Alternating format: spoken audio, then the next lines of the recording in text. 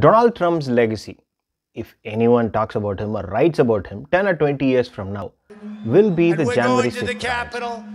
As much as Trump's legacy and the insurrection cannot be separated from each other, you cannot separate the insurrection from Officer Eugene Goodman.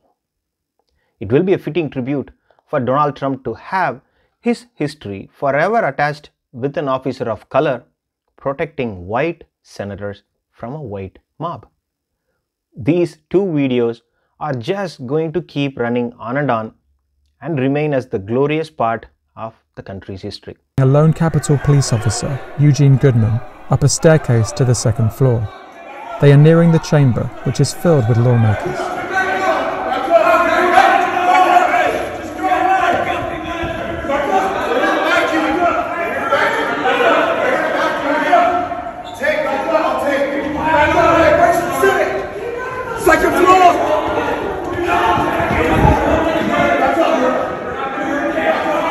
The rioters at one point passed within 100 feet of where Pence is huddled with his family. Goodman leads the mob away from a nearby entrance to the chamber and toward a line of police.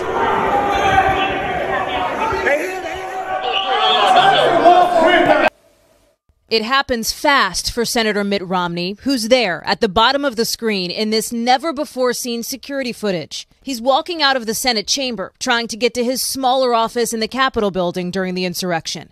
Now, look at the other end of the hall. That's Officer Eugene Goodman, sprinting to respond to the riot. As he passes Romney, barely breaking stride, he directs the senator to turn around. Romney does and starts to run. I don't think my family or my wife understood that I was as close as I might have been to real danger. They were surprised and very, very appreciative of Officer Goodman in his being there and directing me back to safety, said Mr. Romney. Officer Goodman is a former Army infantryman who served in Iraq. In Iraq, Officer Goodman was a sergeant and a leader of a 10-man rifle squad who assumed new responsibilities soon after his unit arrived in 2005. His Hard Rock Company operated in the Sunni Triangle area near Baghdad in central Iraq, where American troops engaged in some of the fiercest combat of the war.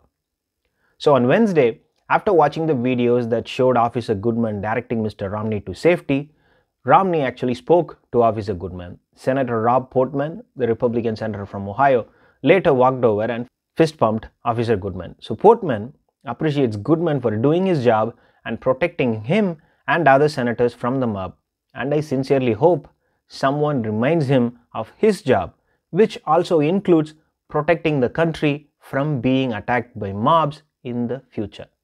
Imagine Josh Hawley or Ted Cruz doing something as brave and something as honorable as what Officer Goodman did.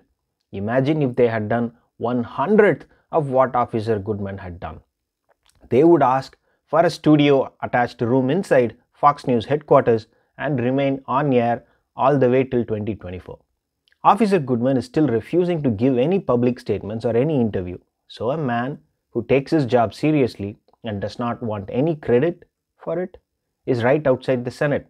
And we have Lindsey Graham, Ted Cruz, Josh Hawley and Rand Paul inside the Senate.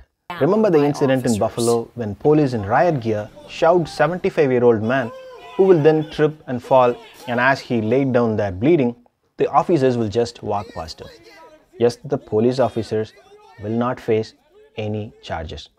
Sorry to disappoint you, but that was an extremely predictable outcome. Let us set aside the humanitarian aspect for a little bit. We will get back to that, but for just a minute, let us set that aside. The protests happened in Buffalo after George Floyd's death, and I think there was curfew in place at that time. Police were marching when the 75-year-old protester moves towards them. The police did not go to him, but he came to them. They pushed him away, he trips and falls, gets injured. And since the police were not equipped to deal with trauma, they left the place. This is what the cops or the defense attorney would have told the jury, or some version of it. Over and over, the defense would have repeated, they did not go to him, the protester came to them. Police tried to move him away. Yes, they pushed him away. He accidentally tripped and fell. Since they had no experience in assisting a medical condition, he would have added some unhappiness or unfortunate word here. They left him there hoping for medical assistance to come by soon. You will have to prove that there was the intention to harm, which is extremely difficult to do in this case. And hence, the grand jury let them all go scot-free. It's sad, but that is the reality we live in. We can all argue all night long how this is fair and how it is not. But this case is never going to give us the yield we all seek. So now we understand the problem. But here is another thing that happened in this case. A Buffalo police statement initially said that a man was injured when he tripped and fell during a skirmish involving protesters. Then, and that was before the video emerged. So once we saw the video, we all know what happened. That wording, tripped and fell during a skirmish involving protesters, was a flat-out lie, and it can be proven with the video. And whoever wrote that should be fired immediately.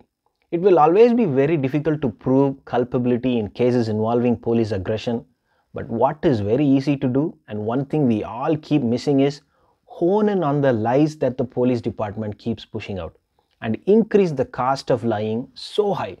As it is in this case, there is no point in protesting the verdict we got here.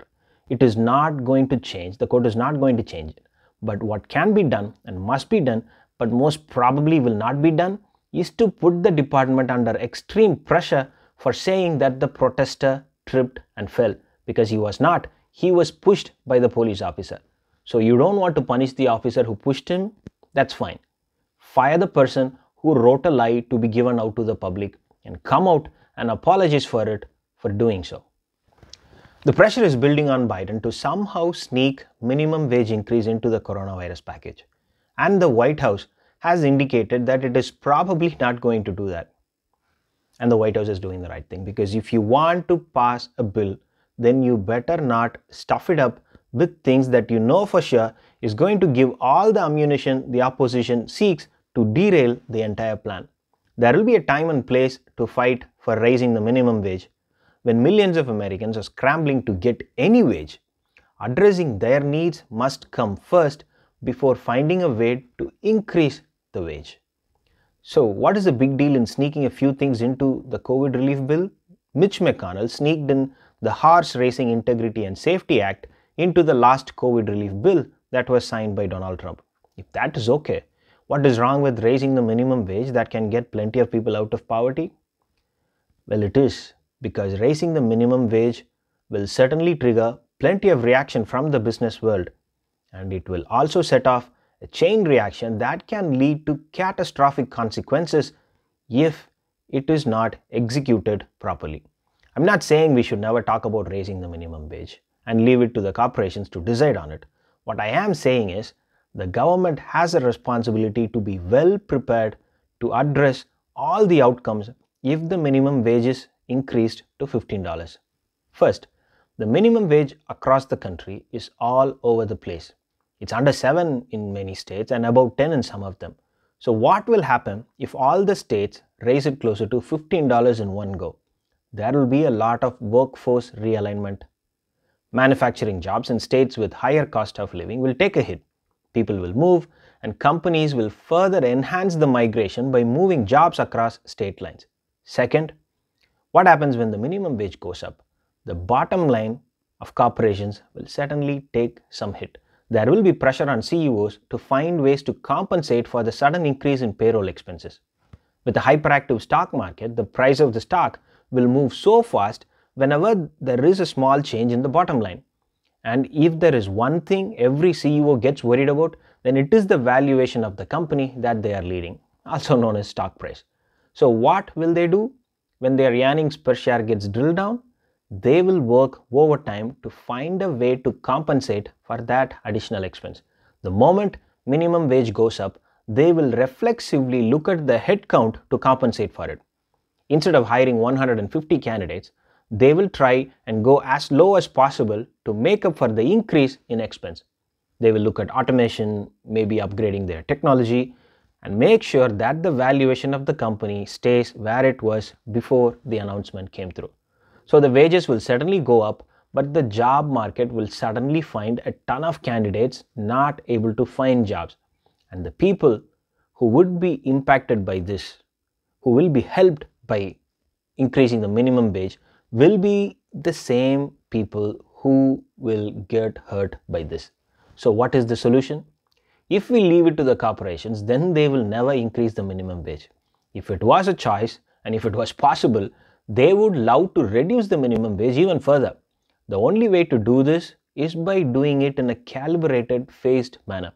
Try and get to $15 over an 8-year period or a 4-year period, or keep moving things up by a small percentage every year until we hit the $15 minimum.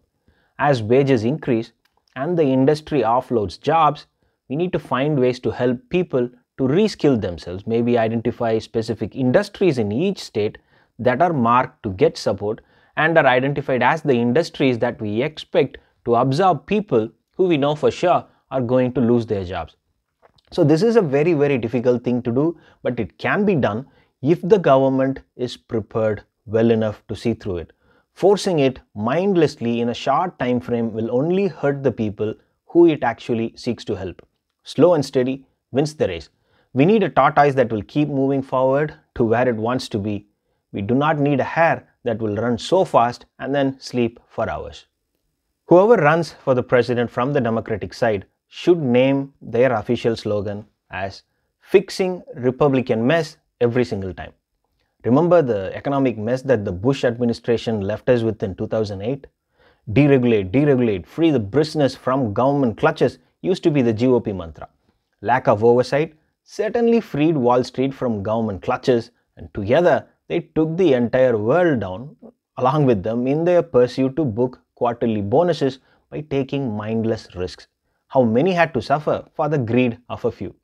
As investment banks ran faster than Usain Bolt to file bankruptcy, we had to fall back on the Democratic administration to fix the mess that was left by the earlier administration. And they did fix it, didn't they? They took a boatload of money to fix it, and it took Obama years to get the job market back on track. And while he was at it, he also reduced the deficit the country had.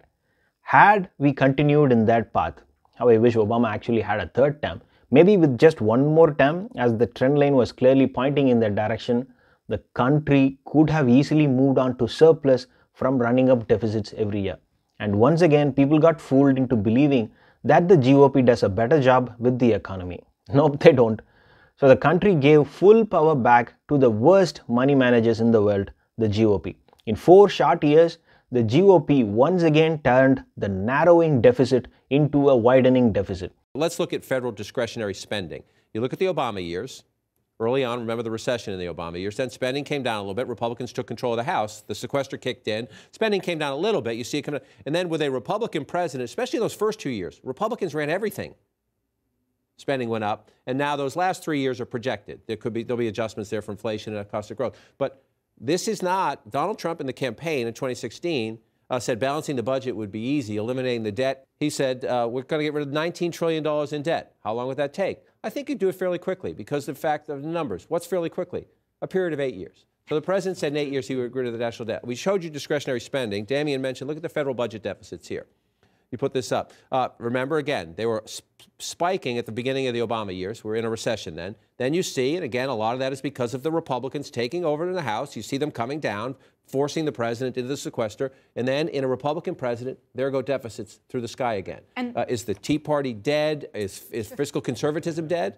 I don't think there was anybody that really in their heart of hearts believed that Donald Trump was a true fiscal conservative when he ran. I mean, there was deep concern among the real fiscal hawks that he was not going to really carry their banner when and if he became president. And to go back to Caitlin's point, the important constituency here is not necessarily the people in Congress who are whispering in the president's ear, or even the people in the White House. It's the people on the screen.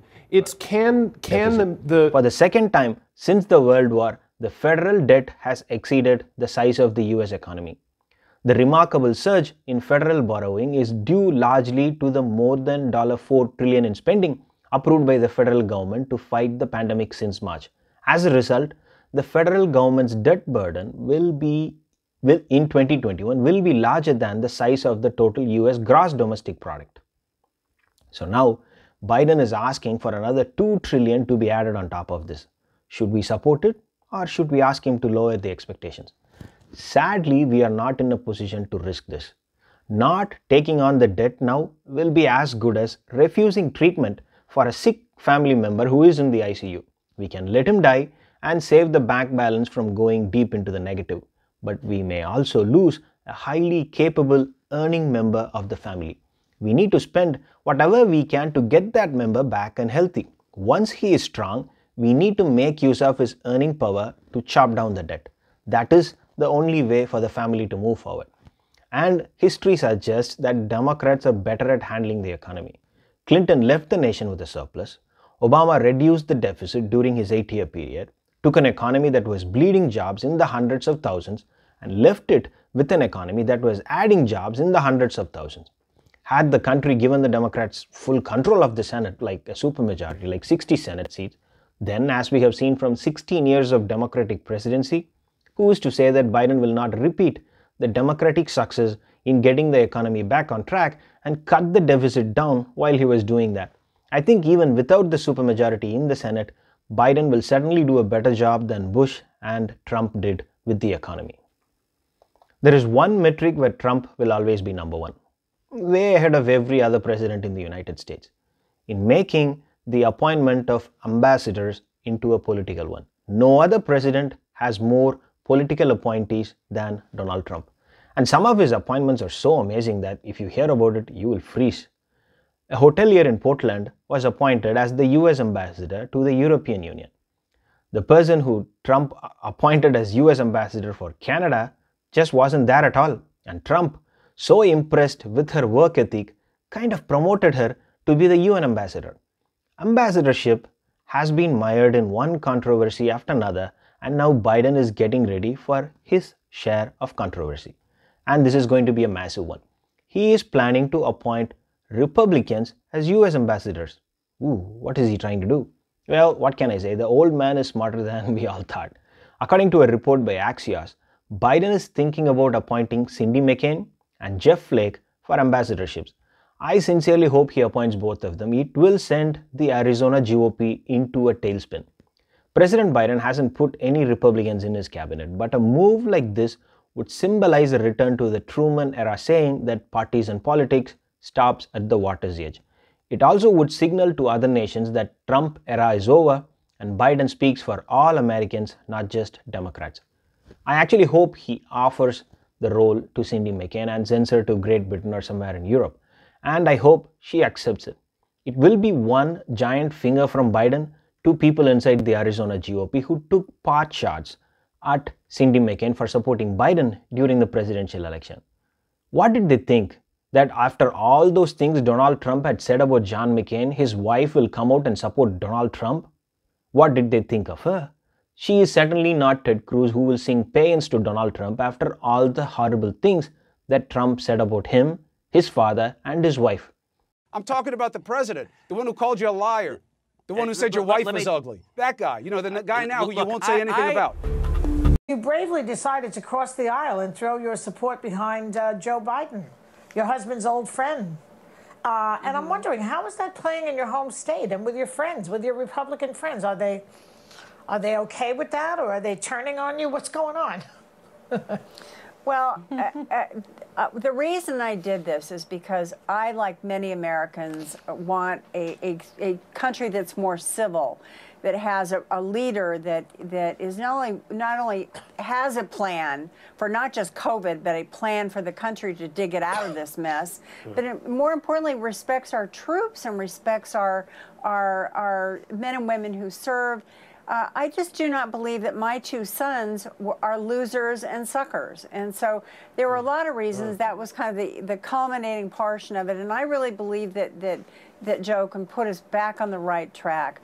Something's got to put us right on the back on the right track. And I believe both Joe and Kamala can do that.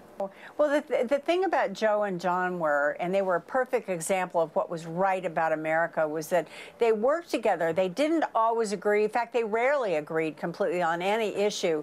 But they worked together for the good of the country, not the good of the party. Yes. They would argue lunch afterwards. Right. That was truly what the system was about in those days.